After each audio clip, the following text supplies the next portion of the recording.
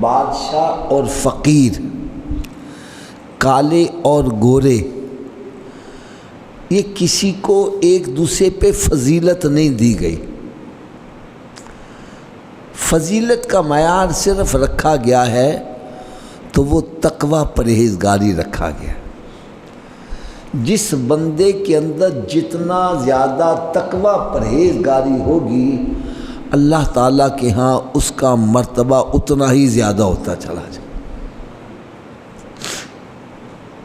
آج ہم ایک دوسرے کے اوپر فخر محسوس کرتے ہیں۔ کوئی کہتا ہے کہ جی میں فلاں فیملی سے تعلق ہے، کوئی کہتا ہے جناب میرے والد صاحب فلاں ہیں، میرے والد صاحب تو جناب چودھری تھے پورے پنڈ کے اور نمبردار تھے۔ یعنی ہم آج ان باتوں پر فخر محسوس کرتے ہیں۔ دولت آ جائے تب ہم فخر محسوس کرتے ہیں۔ یار اسلام نے دیکھو کیسا پیارا درس دیا ہے، کیسا پیارا درس دیا کہ ایک ہی صف میں کھڑے ہو گئے محمود و ایاز، نہ کوئی بندہ رہا نہ کوئی بندہ نواز۔ یعنی آپ دیکھیں کہ اگر ایک بندہ یوں سمجھو کسی ایم پی ایم این اے کے ہاں ملازم ہے، یا ایک منسٹر کا ہی ملازم ہے، ایک پریزیڈنٹ کا ہی ملازم ہے، وہ چاہے چپراسی ہے،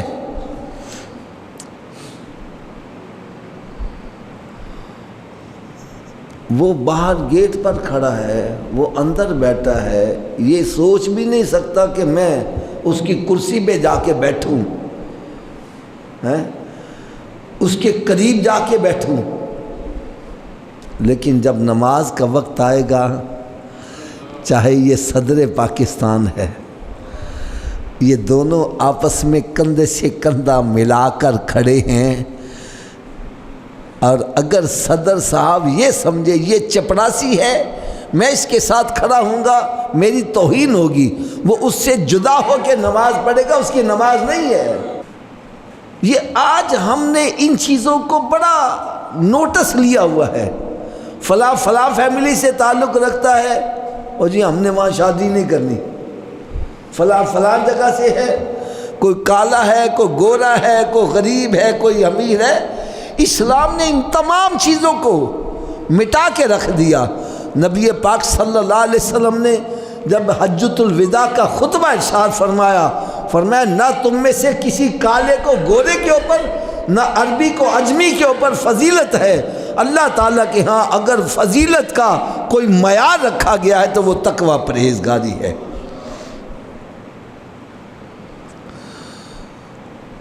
وہ چاہے کوئی حبشہ کا رہنے والا، رنگ کا کالا، بلال حبشی ہی کیوں نہیں ہے، تقوی پرہیزگاری آ گئی۔ اور ابو جہل وہ عرب کا ہے، قریشی خاندان سے تعلق رکھنے والا، تقوی پرہیزگاری نہیں ہے، گیا بس، کوئی عزت نہیں ہے۔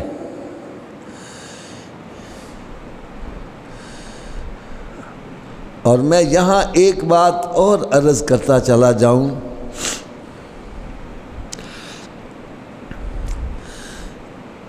جتنی دیر تک ہمارے اندر عزت کا معیار تقوی پرہیزگاری رہی، معاشرہ امن کا گہوارہ بنا رہا،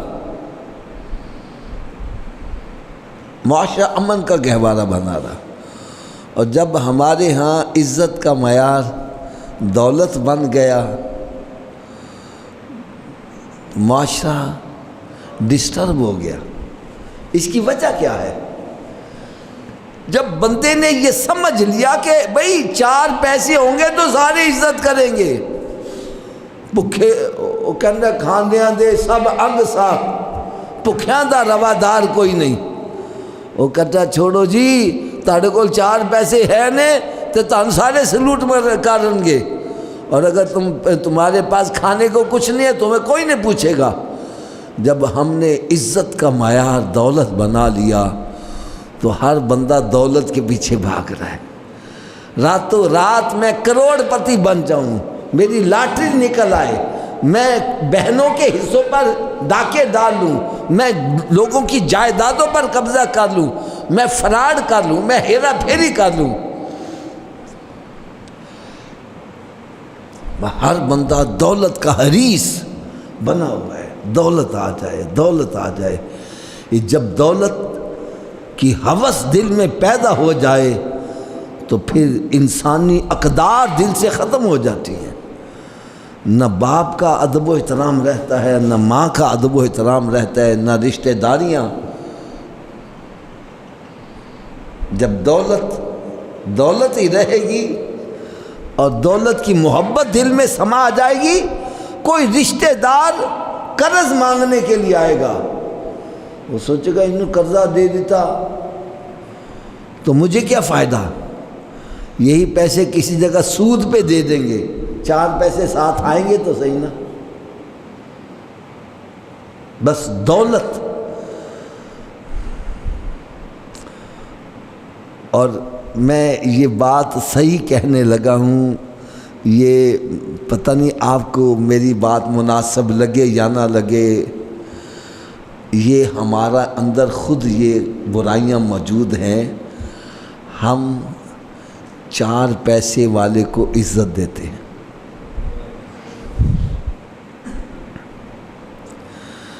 بلکہ یار اس سے اور بڑا ظلم کیا ہوگا. حضرت صاحب ہمارے ہاں محافل ہوتی ہیں،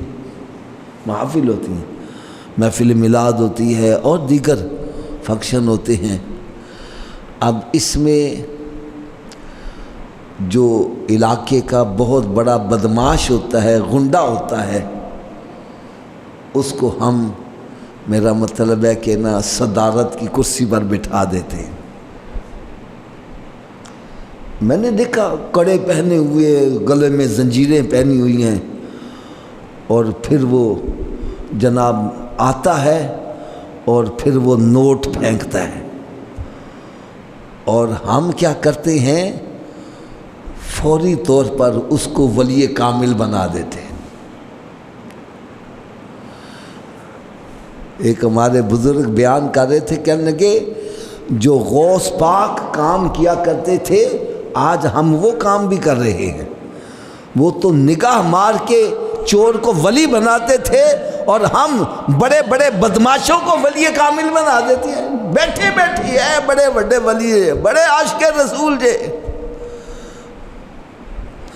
چاہے وہ لوگوں کی عزتوں سے کھیلنے والا ہو، چاہے وہ بھتے لینے والا ہے، جگہ ٹیکس لینے والا ہے، 4 پیسے اس کے پاس ہیں. بلکہ خدا کی قسم مجھے تو یار اس قدر دکھ ہوتا ہے، مجھے آپ نے دعوت دی، حافظ جی آپ نے بیان کرنا ہے اور سرکار کی عظمت بیان کرنی ہے. میں آ کے سرکار کی عظمت بیان کرنے کی بجائے صدر کی تعریف کر رہا ہوں، انتظامیہ کی تعریف کر رہا ہوں، فلاں کی تعریف کر رہا ہوں. اور بھائی تمہیں بلایا کس کے لیے ہے؟ اور تو اور بات رہ گئی یار، میں آپ کو اپنی چشمدید بات بتاؤں. چشمدید ایک ہوتا ہے نا کہ سنی سنائی بات، ایک ہے چشمدید بات.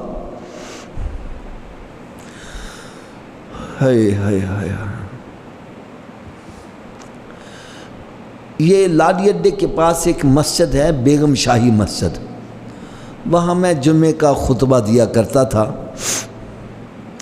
تو ایک بندہ بڑا میرا عقیدت مند، وہ بیگم کوٹ کا رہنے والا، شدرے میں علاقہ ہے، تو وہ بیچارہ نا موٹر سائیکل پہ جا رہا تھا تو ایکسیڈنٹ ہوا تو انتقال کر گیا.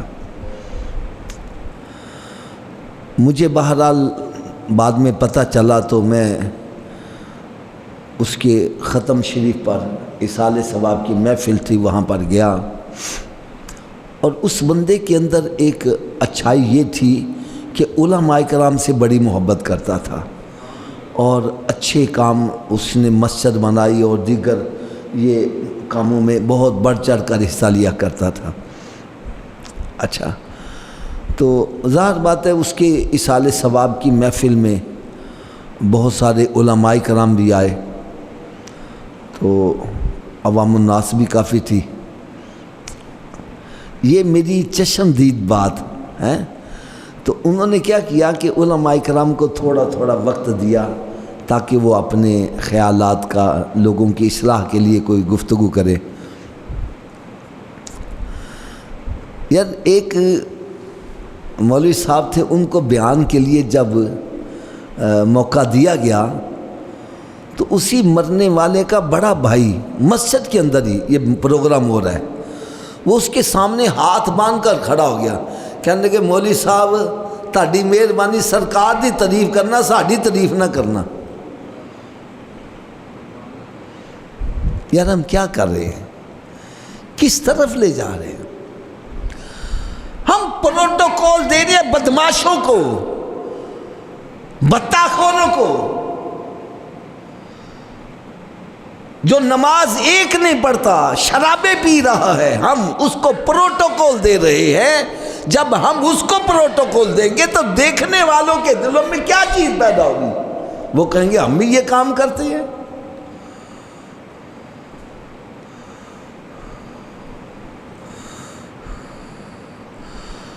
ہمیں تو پروٹوکول دینا چاہیے نیکیاں کرنے والے کو، تاکہ لوگوں کے دلوں میں شوق پیدا ہو، وہاں پر ریس لگے، میں نیکیوں میں آگے بڑھوں، میں نیکیوں میں آگے بڑھوں، میں نیکیوں میں آگے بڑھوں۔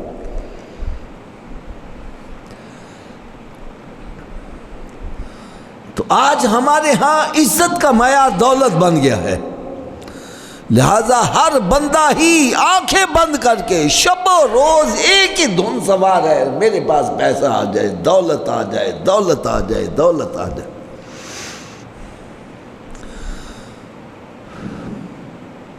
اور اس دولت کی ہرس میں وہ پھر حلال حرام کو بھول جاتا ہے، وہ کہتا ہے بس دولت آنی چاہیے، چاہے رشوت کی ہو، چاہے سود کی ہو، چاہے کسی کا حق دبا کر آئے، پیسہ آنا چاہیے۔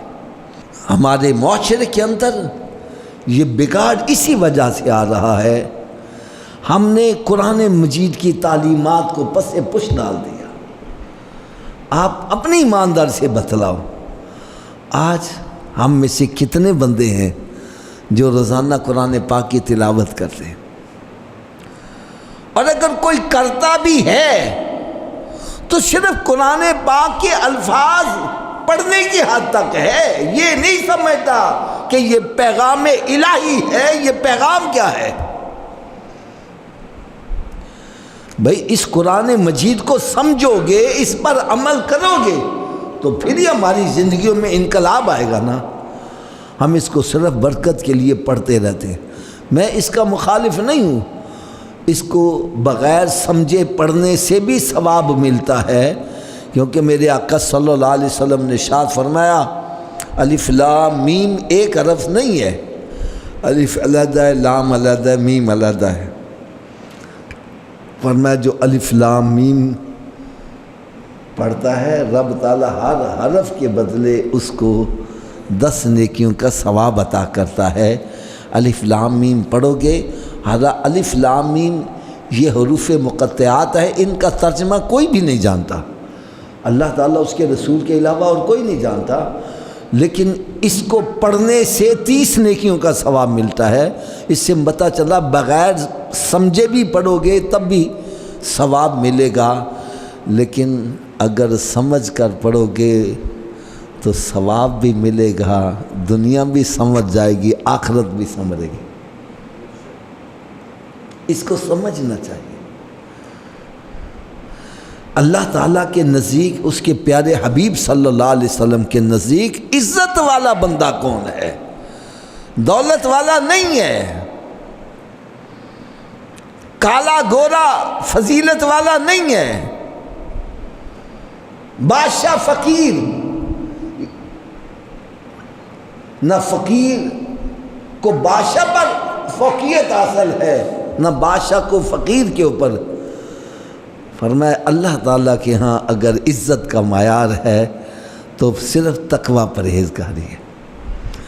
یار میں آپ کو ایک اشارہ کرنے لگا ہوں آخر میں، جب عزت کا معیار دولت ٹھہرا تو ہر بندہ دولت میں ایک دوسرے سے آگے بڑھنے کی کوشش کر رہا ہے۔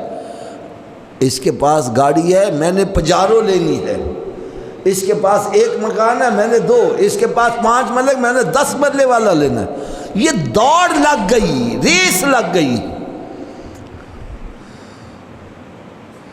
اور جب عزت کا معیار تقوی پرہیزگاری تھا تو ہر بندہ چاہتا تھا میں اس سے نیکیوں میں آگے بڑھ جاؤں۔ اگر یہ 5 پڑھتے تو میں 5 باجماعت پڑھوں، یہ 5 باجماعت پڑھتے تو میں تہجد بھی پڑھوں، میں 4 اشراق بھی پڑھوں۔ یہ 1 پارہ روز کا پڑھتے میں 2 پڑھوں، میں 4 پڑھوں، میں 5 پڑھوں۔ یہ جب ریس لگتی ہے تقوی پرہیزگاری کی تو پھر ہر بندہ نیکیوں میں آگے بڑھنے کی کوشش کرتا ہے۔ جب نیکیاں کرنے والے بڑھیں گے معاشرے کے اندر خود ہی سکون آتا چلا جائے۔ پھر یہ چوریاں، ڈکیتیاں، یہ فرار، یہ ہیرا پھیریاں، یہ بتہ خوریاں، یہ ملاوٹ، یہ سب چیزیں ختم ہو جائیں۔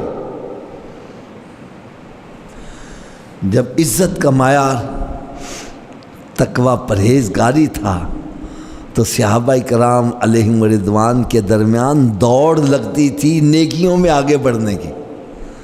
میں ایک اشارہ کرنے لگا ہوں کہ میرے آقا صلی اللہ علیہ وسلم جلوہ افروز ہیں اور ارشاد فرما رہے ہیں تم میں سے کون ہے جو اللہ تعالیٰ کے دین کی سربلندی کے لیے اپنا مال خرچ کرتا ہے، جہاد پر مال اپنا خرچ کرتا ہے۔ تو حضرت سیدنا عمر فاروق رضی اللہ تعالیٰ عنہ انہوں نے وہیں بیٹھے بیٹھے اپنا ایک ذہن بنایا کہ حضرت سیدنا ابو بکر صدیق رضی اللہ تعالیٰ عنہ نیکی کے ہر معاملے میں ہر مرتبہ آگے بڑھ جاتے ہیں، اور مجھے پتہ ہے اس مرتبہ ان کے گھر کے حالات اتنے آسودہ نہیں ہیں، تو میرے پاس مال زیادہ ہے، اس دفعہ میں ان کو آگے نہیں بڑھنے دوں گا، میں آگے بڑھوں گا۔ ریس لگی نا، گھر گئے تو آدھا سامان گھر والوں کے رکھ دیا، آدھا سرکار کی بارگاہ میں لا کے پیش کر دیا، اور آدھا سامان بھی بہت سارا سامان تھا مالیت کے اعتبار سے۔ تھوڑی دیر کے بعد حضرت سیدنا صدیق اکبر رضی اللہ تعالیٰ عنہ حاضر ہوئے، وہ تھوڑا سا مال لے کے آ گئے۔ اب مالیت کے اعتبار سے دیکھا جائے تو عمر پہلے نمبر پر آ رہا ہے، لیکن کروڑوں درود کروڑوں سلام اس پیارے آقا صلی اللہ علیہ وسلم پر، جن کو سرکار پہلے نمبر پر لانا چاہے کون کو دوسرے نمبر پر لا سکتا ہے۔ تو نبی پاک صلی اللہ علیہ وسلم نے سوال کی نوعیت تبدیل کر دی۔ یہ نہیں پوچھا کہ عمر تم کتنی مالیت کا سامان لائے ہو، ابو بکر تم کتنی مالیت کا سامان لائے ہو۔ اگر مالیت کے اعتبار سے دیکھا جائے تو عمر فاروق رضی اللہ عنہ پہلے نمبر پر ہے۔ میرے آقا صلی اللہ علیہ وسلم نے پوچھا عمر گھر والوں کے لیے کیا چھوڑ آئے ہو؟ عرض کرنے لگے یا رسول اللہ صلی اللہ علیہ وسلم آدھا مال گھر والوں کے لیے، آدھا آپ کی بارگاہ میں لا کے پیش کر دیا ہے۔ سرکار صلی اللہ علیہ وسلم بہت اچھا کیا ہے۔ تھوڑی دیر کے بعد پوچھا اے ابو بکر صدیق رضی اللہ تعالیٰ تم گھر والوں کے لیے کیا چھوڑ آئے ہو؟ عرض کرنے لگے یا رسول اللہ صلی اللہ علیہ وسلم گھر والوں کے لیے اللہ اور اللہ کا رسول چھوڑ آئے، باقی سارا کچھ اٹھا کے یہاں لے آئے۔ یہ تھی دوڑ یار۔ اللہ کرے آج ہماری بھی سوچ اس طرح تبدیل ہو جائے، عزت کا معیار ہمارے اندر بھی جو عزت کا کرائیٹیریا ہے وہ تقوی پرہیزگاری بن جائے، تاکہ ہر بندہ نیکی میں ایک دوسرے سے آگے بڑھنے کی کوشش کرے۔ ایک میں آپ کو بڑی پیاری بات سنانے لگا ہوں، میرے دل میں بھی خواہش ہوتی ہے، اللہ کرے کہ میں بھی اس پر عمل کر لوں۔ حدیث پاک میں نے پڑھی کہ جو بندہ مارکیٹ کے اندر سب سے پہلے جا کر دکان کھولتا ہے. یہ کیمیائے سعادت میں نقل ہے، امام غزالی رحمۃ اللہ کی کتاب ہے. جو بندہ بازار کے اندر سب سے پہلے جا کے دکان کھولتا ہے اور سب سے آخر میں بند کرتا ہے. اب آپ خود سمجھ لیں اس کا مقصد کیا ہے. پہلا گاہک بھی میرے پاس ہی آئے اور آخری بھی میرے پاس ہی آئے، ساری دولت میں ہی سمیٹ لوں. فرمایا جو مارکیٹنگ کے اندر سب سے پہلے دکان کھولتا ہے اور سب سے آخر میں بند کرتا ہے، ایسے بندے کے جہنمی ہونے میں شک نہیں کرنا چاہیے. اور دوسری بات جو بتلائی بڑا ایمان تازہ ہوا. فرمایا جو مسجد میں سب سے پہلے آتا ہے اور سب سے آخر میں جاتا ہے، ایسے بندے کے جنتی ہونے میں شک نہیں کرنا چاہیے. جو بندہ مسجد میں سب سے پہلے آتا ہے اور سب سے آخر میں جاتا ہے، ایسے بندے کے جنتی ہونے میں شک نہیں کرنا چاہیے. آج ہم مسجد میں آتے ہیں، جلدی جلدی ٹھونگے مارے وہ بھاگ کے جاتے ہیں. اور خدا را یہ مسجد جنت کے باغات ہیں. میرے آقا صلی اللہ علیہ وسلم نے ارشاد فرمایا، اے میرے صحابہ، جب جنت کے باغوں میں جایا کرو تو وہاں پھل بھی کھایا کرو. صحابہ کرام علیہم رضوان حیران ہو گئے، یا رسول اللہ صلی اللہ علیہ وسلم جنت میں تو بندہ جائے گا، جب قیامت ہوگی نیکیاں بدیاں تلیں گی، پھر جس کی نیکیاں زیادہ وہ جنت میں جائے گا. آپ ابھی فرما رہے ہیں. تو میرے آقا صلی اللہ علیہ وسلم نے ارشاد فرمایا، مسجدیں جنت کے باغات ہیں. مسجدیں جنت کے، اونچی بولو ذرا، مسجد جنت کے. یار میں اس پہ سوچ رہا تھا، جو دنیا میں رہ کے جنت کے باغ میں نہیں آتا وہ آخرت میں جنت کے باغ میں کیسے جائے گا.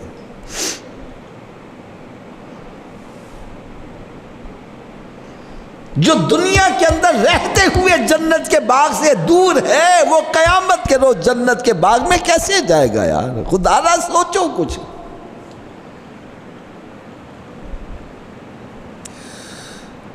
فرمائے مسجد جنت کے باغات ہیں اور یہاں کا پھل کیا ہے؟ سبحان اللہ، الحمدللہ، اللہ اکبر، لا الہ الا اللہ، درود و سلام پڑھو، قرآن کی تلاوت کرو. یہ جنت کے پھل ہے. اس کا مطلب ہے مسجد میں آؤ، فساد نہ کیا کرو، گروپ بازی نہ بنایا کرو، غیبت چغلیاں نہ کیا کرو. مسجد میں آؤ، اللہ کا ذکر کیا کرو، جنت کے پھل کھایا کرو. اللہ تعالیٰ مجھے اور آپ سب کو عمل کی توفیق عطا فرمائے.